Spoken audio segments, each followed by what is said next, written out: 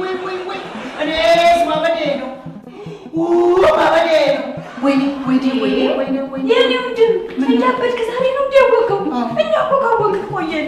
የሚሄድ ይዘናት ነው እንጂ ጸበል ወይ ደግሞ ማንል እንዳንወስድ ወይኔ ተቃጠልኩ ጨስ ወንጣለኝ ወንጣ እስቲ ሽርጣ ነው ገበስ ምን ሆነሃል አው ምን ሆነሃል ተናገር እንዴ አባቢ አናቴ ላይ ጭስ ካላያችሁ አታምኑ ማለት ነው ልጄ እኔ ምንድነው ከብኝ ማሚዬ እንዴት ነው ከዚህ ልጅ ጋር መኖር የሚቻለው እንደፈራሁት አንቺ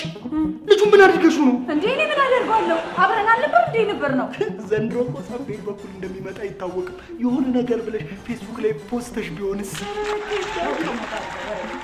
እስቲ እናንተ ዝም በሉ ምንድነው የሚሉት እሱም ማበዴ ነው አላደረም ተጨማሪ እብድ አንፈልግማ ደግሞ እብድ አይባልም ያይምሮ ህሙማን እኔ ምን አንተ በጧት ተነስተህ ማበዴ ነው እያልክ የምታዜመው ምን ሆነህ ነው አሜን ጨርቄ ልታስተለኝ በቃ አዎ በቅርቡ ራሴ ማጥፋቴ ስለማይቀር እድር ብሉ እርማችሁን አውጡ አለቀ አይ ግልግ ከብጅ ጋር ከመኖር ይሻለናል ስማኝ እኔ እርም ሲወጣ ማቀው ነገሩ ከሆነ ከተጠናቀቀ በኋላ ነው አልቅሱ ተብሎ የሚነገረው አንተ ደግሞ በቅድሚያ ልሰናበት ነውና እርም አውጡ ትላለህ እንዴ ምንድነው ምን ሆነህ ዘርሽ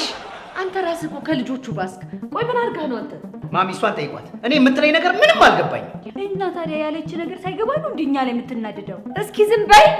ወይ ማለት አልገባኝም ቆየት ነው ያለችው አሁን ሳሩን አለችልሽ ማሚ ነው እንሂድና እናናግራት በቃ